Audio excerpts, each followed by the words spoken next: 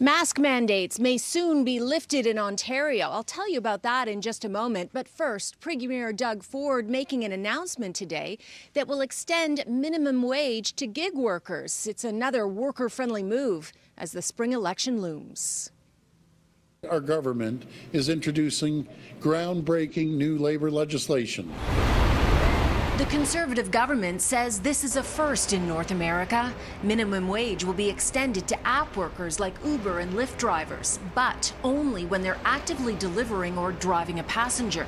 They'll still be able to keep their tips, and digital platforms must provide greater transparency on how their pay is calculated. As many as 1 in 5 Canadians currently take on work via a digital platform. It is the latest move to appeal to workers as the June election approaches. In January, the Ford government increased minimum wage to $15 an hour after cancelling the Liberal plan that would have seen the increase kick in 3 years ago.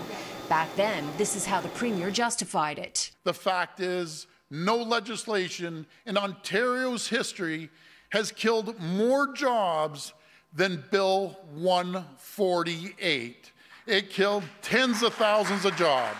He denies his change of heart is because his inner Liberal is awakening. My kids call me a bleeding heart Liberal now, but I'm pretty fiscally conservative. While the former Premier applauds today's announcement, Kathleen Wynne says $15 an hour is no longer enough. $15 today is not what $15 in 2018 was. So, you know, we need to look at what actually is a living wage, and there probably needs to be another jump in the increase.